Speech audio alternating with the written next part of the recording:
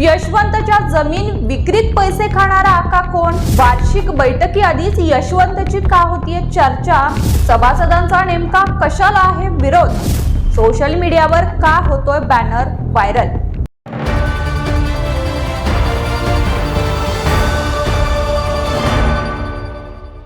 नमस्कार, मी प्रियंका आणि तुम्ही पाहताय पुणे प्राईम न्यूज. हवेली तालुक्यातील थेऊर येथील मागील 14 वर्षांपासून बंद असलेल्या यशवंत सहकारी साखर कारखान्याची सुमारे 100 एकर जमीन विक्री करण्याचा प्रस्ताव पुणे कृषी उत्पन्न बाजार समितीला दिला.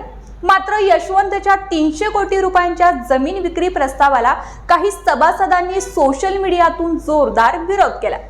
असं असलं तरी मगरपट्टा सिटी प्रमाणे शेतकरी आणि खासगी कंपनी यांच्या भागीदारीचे मॉडेल आगामी काळात यशवंतच्या जागेवर उभारले जाऊन भविष्यात वाढत्या पुण्याची गरज म्हणून तेथे आधुनिक यशवंत सिटी नावाचा प्रोजेक्ट उभारला जावा अशी मागणी सोशल मीडियाच्या माध्यमातून काही सभासदांनी केली. या संदर्भातील संदेश सध्या व्हायरल होत आहे.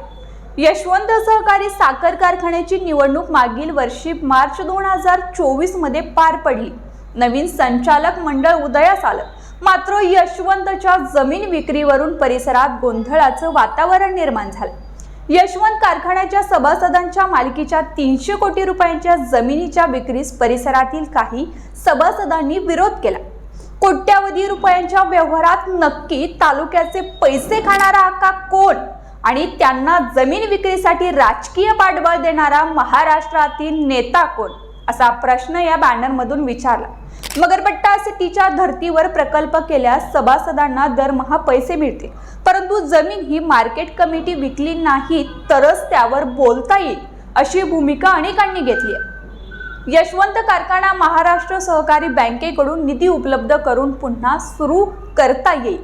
त्यातूनच सभासदांची जमीन वाचेल आणि त्यांना मगरपट्टा सिटी प्रमाणे दरमहा पैसे मिळणारा प्रकल्पही उभारता येईल. म्हणून जमीन विक्रीस विरोध करण्यासाठी बुधवारी 26 फेब्रुवारीला सकाळी थेऊर कारखान्यावर जमावे असेही सोशल मीडिया बॅनरमधून आवाहन करण्यात आले.